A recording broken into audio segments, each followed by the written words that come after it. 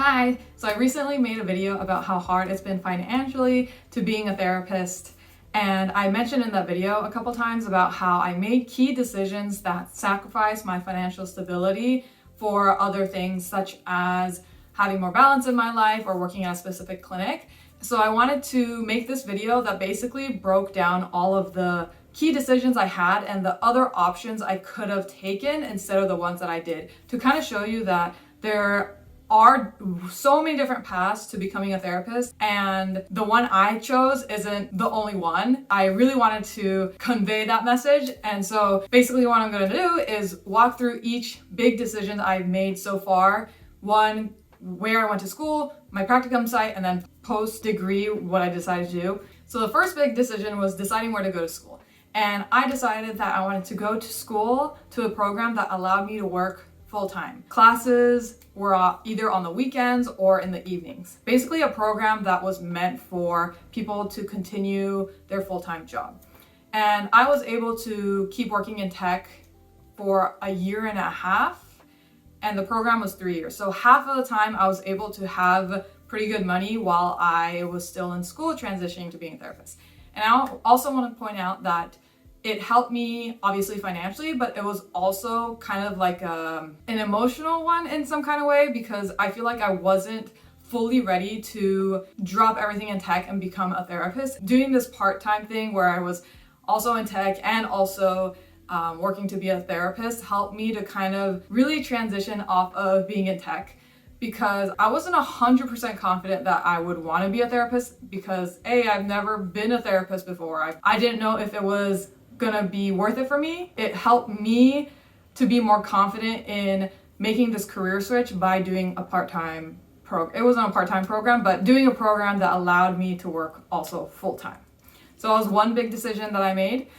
Decision number 2 was deciding where to go for Practicum. Most of the sites in the Bay Area don't pay Practicum students. Practicum is the clinical hours that you need while you're in school. There are some places that do pay, and usually if they do pay, it's like minimum wage, around minimum wage. And while I was in Practicum, I saw roughly 5 clients on average a week. So that would bring you to like $300 to $400 a month if you were getting paid at a Practicum site.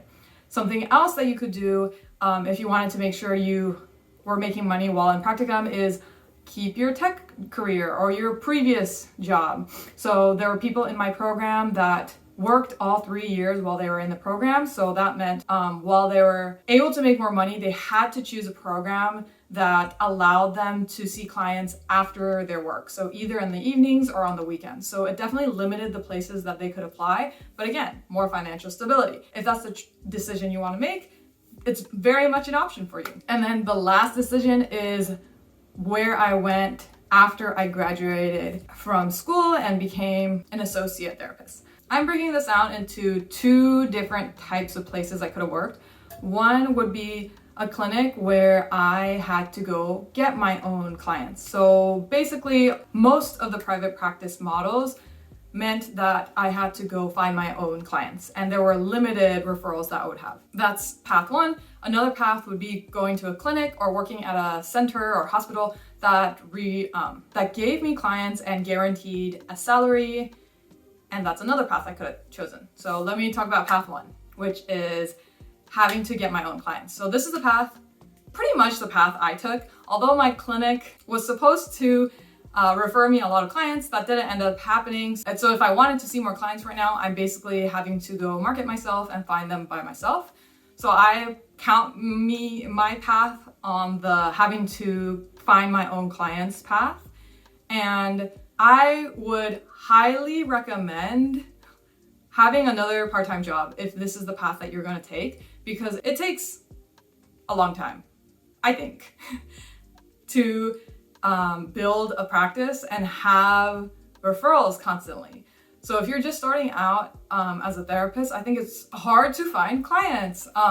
So I would recommend continue working in tech or having some other part-time job that you rely more on for your income than this private practice route if you're starting off as a associate. Based off my experience, that's what I would recommend.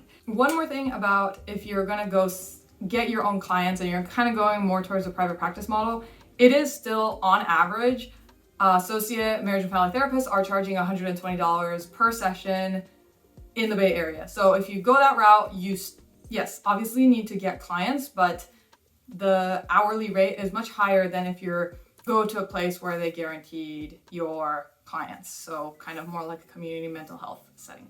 And then if you are guaranteed clients, I was looking on Indeed, like how much clients or how much clinicians are getting paid if they do go to a site that guarantees clients.